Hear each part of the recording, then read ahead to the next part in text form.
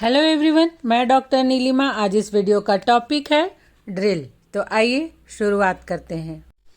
किसी भी कार्य में दक्षता प्राप्त करने के लिए अभ्यास की आवश्यकता होती है। अर्थात हम कोई भी कार्य करना चाहते हैं, सीखना चाहते हैं, तो उस कार्य में कुशल बनने के लिए, दक्ष बनने के लिए अभ्यास करना आवश्यक होता है। चाहे वो पढ़ना लिखना हो, खाना बनाना हो, या फिर कंप्यूटर चलाना हो, मोबाइल चलाना हो, किसी भी तरह का कार्य हो, साइकिल चलाना हो, उसमें अभ्यास की आवश्यकता होती है। एक दोहा भी है कि करत करत अभ्यास ते जड़मति होत सुजान, रसरी आवत जात ते सिल पर परत निशान।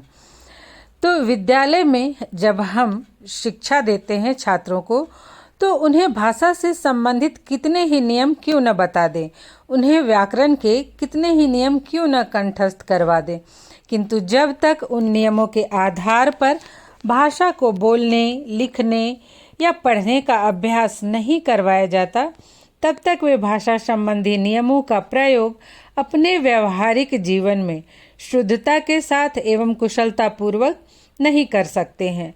भाषाई कौशल में उन्हें दक्ष बनाने के लिए ये आवश्यक है कि भाषाई नियमों का ज्ञान तो दें, किंतु इस ज्ञान को देने के पश्चात उसका पर्याप्त अभ्यास भी करवाया जाए, अभ्यास के अवसर भी दिए जाएं।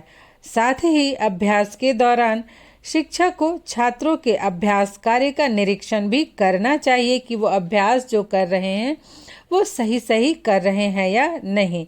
और उसी समय अगर उन्हें लगता है कि छात्रों को कहीं कठिनाई हो रही है, तो उनकी कठिनाइयों को दूर करने का भी प्रयास करना चाहिए। तभी छात्र भाषाई कौशल में, वाचन कौशल में या पठन या लेखन कौशल में दक्ष बनते हैं। आइए अब देखते हैं कि ड्रिल का क्या मीनिंग है। ड्रिल का अर्थ है अभ्यास। अभ्यास के लिए अंग्रेजी में प्रैक्टिस, एक्सरसाइज, ट्रेनिंग या एक्सरसाइजेज इत्यादि शब्दों का भी प्रयोग किया जाता है। ड्रिल का एक मतलब होता है होल करना, छेद करना। ड्रिल मशीन के माध्यम से जो मिस्त्री होते हैं, जो वर्कर होते हैं, वो दीवालों पर या लकड़ी पर छेद करते हैं। लेकिन यहाँ जब हम शिक्षण की बात करते हैं, भाषा की बात करते हैं, तो भाषा में ड्रिल का अर्थ है अभ्यास। अर्थात ड्रिल एक ऐसी तकनीक है जिसमें भाषा के अभ्यास की संरचना अर्थात एक्सरसाइजेस जो दिए होते हैं, उनके माध्यम से सीखे जाने वाले तथ्यों या शब्दों को जोड़कर बार बार दोहराते हुए छात्रों को भाषाई कौशल में दक्ष बनाने का प्रयास किया जाता है। छात्रों को भाषाई कौशल में दक्ष बनाने के लिए जब शिक्षक छात्रों से भाषा की संरचना के द्वारा कुछ शब्दों या वाक्यों को बार बार दोहराने के लिए कहते हैं, तो इसे ड्रिलिंग कहते हैं। अर्थात ड्रिल का अर्थ है अभ्यास, और जब ये अभ्यास कार्य करवाया जाता है छात्रों से, तो इसे ड्रिलिंग कहते हैं। इस अभ्यास के दौरान शिक्षक छात्रों के भाषाई कौशल में सुधार भी करते जाते हैं। अर्थात छात्र जब बार बार अभ्यास करते हैं तो शिक्षक निरीक्षण करते हुए और उनकी गलतियों में सुधार भी करते हैं। यह दोहराव व्याकरण के नियमों का पालन करते हुए वाक्य को बोलना, पढ़ना, लिखना सिखाने की एक प्रमुख विधि है। एक परिभाषा भी हम देखते हैं ड्रिल की या अभ्यास की। सक्सेना एवं ओबराय महोदय ने कहा है कि सीखे गए कार्य, कौशलों अथवा ज्ञान का नवीन परिस्थितियों में उपयोग करना ही अभ्यास कार्य है। अभ्यास कार्य से अध्यापक को यह पता लगता है कि शिक्षण उद्देश्यों की प्राप्ति हुई है अथवा नहीं। दूसरे शब्दों में अभ्यास कार्य द्वारा प्राप्त किया गया ज्ञान अधिक स्थायी और संचित होता है। अर्थात छात्रों को जब भाषा संबंधी नियमों को बता दिया जाता है, स्वर व्यंजन का ज्ञान दे दिया जाता है, संज्ञा, सर्वनाम, क्रिया विशेषण इत्यादि शब्दों का ज्ञान दे दिया जाता है, फिर तब इन सब ज्ञान के आधार पर छात्र नए नए वाक्यों की रचना कर सकते हैं या नहीं, यही अभ्यास कराया जाता है और यही अभ्यास ही ड्रिल है। और इस तरह के अभ्यास से जो भी सीखते हैं छात्र, उनका ज्ञान अधिक स्थायी होता है। हम यहाँ स्पीकिंग स्किल के अंतर्गत ड्रिलिंग अर्थात मौखिक अभ्यास या वाचन अभ्यास की बात कर रहे हैं। तो छात्रों को वाचन कौशल की शिक्षा देने में अभ्यास सारणी का बहुत ही महत्वपूर्ण स्थान होता है। अभ्यास सारणी के द्वारा छात्रों को सीखी गई संरचना के आधार पर भाषा का मौखिक अभ्यास कराया जाता है। ये सारणी मुख्यतः 2 प्रकार की होती है। नंबर 1 है स्थानापन्न सारणी और नंबर 2 है अनुरूप सारणी। स्थानापन्न सारणी में 3, 4 या 5 भी कॉलम हो सकते हैं। पहले कॉलम में एक शब्द लिखे होते हैं और दूसरे, तीसरे या चौथे कॉलम में 4 या 5 तक शब्द होते हैं तथा अंतिम कॉलम में वाक्य का आखिरी हिस्सा 1 या 2 शब्दों में होता है। छात्र को इन विभिन्न कॉलमों के शब्दों को मिलाकर वाक्य बोलना होता है। अगर पढ़ने का कौशल सिखा रहे पठन कौशल तो पढ़ना होता है, अगर लिखने के कौशल का ज्ञान दे रहे हैं तो लिखना होता है। इस सारणी की सहायता से छात्र नए वाक्य की रचना करते हैं, अर्थात इन शब्दों को मिलाकर वो नए नए वाक्य बनाना सीखते हैं। जैसे देखिए, वह अलमारी में साड़ी या कपड़े रखता है, रखती है। वह बक्से में दवाइयाँ रखता है, रखती है। वह मेज पर रुपए रखता है, रखती है। वह कुर्सी पर किताब रखता है या रखती है। वह पलंग पर खिलौने रखता है, रखती है। तो इस तरह से छात्र इस सारणी के द्वारा यहाँ पर देखिए वो आराम से 5 वाक्य बना सकते हैं और इस कार्य में शिक्षक उनकी सहायता करते हैं अगर उन्हें कहीं कठिनाई महसूस हो तो। नेक्स्ट जो अगली सारणी है वह है अनुरूप सारणी। इस सारणी में एक वाक्य बनाने के लिए जो सांचे होते हैं उसमें कई स्थानों पर कई विकल्प दिए होते हैं। यह विकल्प अव्यवस्थित होते हैं।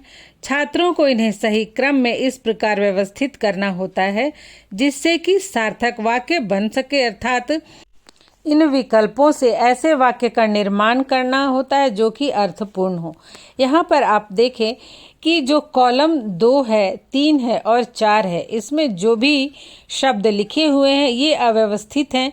जो कॉलम 2 है और कॉलम 4 है इसके शब्द एक लाइन में जो हैं वो अलग अलग है, एक जैसे नहीं है। जैसे हाथों, चश्मा, पैरों, कड़ा और चूड़ियाँ, उंगली है उसके सामने टोपी है, आँख है उसके सामने पायल और मोजा है, सिर है और उसके सामने अंगूठी है। तो छात्रों को अपनी समझ से दूसरे कॉलम, तीसरे कॉलम और चौथे कॉलम के शब्दों को जोड़कर एक अर्थपूर्ण और सही वाक्य बनाना होता है और इसका अभ्यास बार बार कराया जाता है।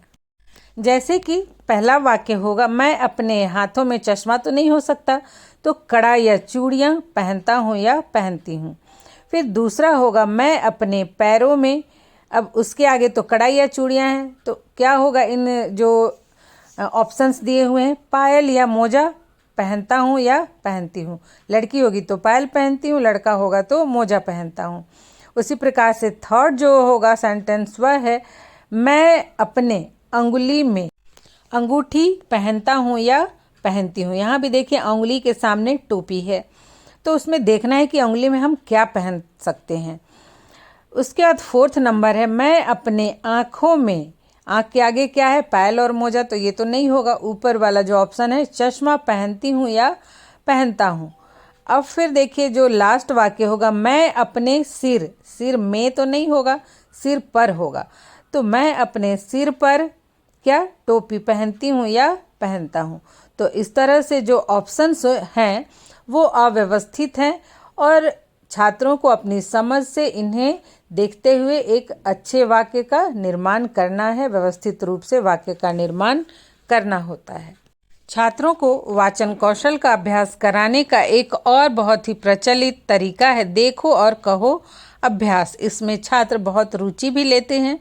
इसके अंतर्गत छात्रों से मौखिक अभिव्यक्ति का अभ्यास करने के लिए कक्षा में कोई चित्र टांग दिया जाता है तथा छात्रों को यह दिशा निर्देश दिया जाता है कि वे उस चित्र के विभिन्न दृश्य, घटनाओं का वर्णन सीखे हुए वाक्य के आधार पर करें। शिक्षक चित्र से संबंधित प्रश्न छात्रों से पूछते हैं और छात्र चित्र को देखकर उसके अनुसार उसका उत्तर देते हैं। देखो और कहो अभ्यास से छात्र चित्र में वर्णित घटनाओं का क्रमबद्ध वर्णन करना सीखते हैं, उनके उच्चारण और अभिव्यक्ति दोनों में सुधार होता है। इतना ही नहीं, देखो और कहो अभ्यास के आधार पर आजकल बच्चों के बुक्स में भी चित्र दिए होते हैं और 10 पॉइंट दिए होते हैं कि आप चित्र देखकर बताएं कि इस चित्र में क्या हो रहा है। जैसे अगर एक पार्क का चित्र है तो इस पार्क में कितने बच्चे हैं, इस पार्क में कितने झूले हैं, इस पार्क में कितना पेड़ है, इस पार्क में कौन कौन से जानवर हैं, इस पार्क में कितने फूल हैं, ये सब कुछ लिखा रहता है और छात्रों को पिक्चर देख देख के उसका आंसर लिखना होता है या फिर बोलना होता है। छात्रों को वाचन कौशल में दक्ष बनाने हेतु अभ्यास का एक और महत्वपूर्ण तरीका है प्रश्न उत्तर अभ्यास। वाचन कौशल में केवल छात्रों के लिए अपने विचारों की अभिव्यक्ति महत्वपूर्ण नहीं है, बल्कि अपने मन की जिज्ञासा को दूर करने के लिए प्रश्न पूछना और शिक्षक या सामने वाले व्यक्ति द्वारा पूछे गए प्रश्नों को समझकर उसका उत्तर देना भी महत्वपूर्ण होता है। जैसे कि छात्र जब भी कुछ नया जानते हैं तो उनके मन में बहुत सारी जिज्ञासाएं होती हैं और वो बहुत सारे क्वेश्चंस पूछकर उसके विषय में और भी विस्तृत तरीके से जानना चाहते हैं और जब शिक्षक उत्तर दे तो उसको समझना भी उनके लिए आवश्यक होता है। तो इसके अंतर्गत शिक्षक प्रकरण से संबंधित या छात्र के जीवन से संबंधित विषयों पर प्रश्न पूछते हैं या पूछ सकते हैं और छात्रों से उत्तर प्राप्त कर सकते हैं। इस प्रक्रिया को कई बार दोहराया जाता है जिससे छात्र यह समझ सके कि प्रश्न को कैसे पूछना है, पूछे गए प्रश्नों का उत्तर कैसे देना है।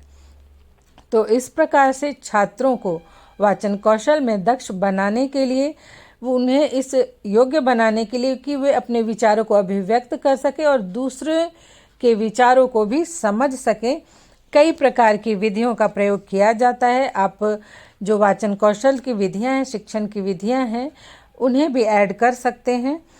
तो इस प्रकार से विभिन्न विधियों के माध्यम से छात्रों को वाचन का अभ्यास कराया जाता है और विभिन्न प्रकार के अभ्यास कार्य के द्वारा उन्हें वाचन कौशल में दक्ष बनाने का, कुशल बनाने का प्रयास किया जाता है, जिससे कि अपने इस ज्ञान का प्रयोग वे अपने जीवन की वास्तविक परिस्थितियों में कुशलतापूर्वक कर सकें। तो आशा करती हूँ ये वीडियो आपके लिए हेल्पफुल होगा। आज यहीं तक, मिलते हैं नेक्स्ट वीडियो में। वीडियो में अंत तक बने रहने के लिए धन्यवाद।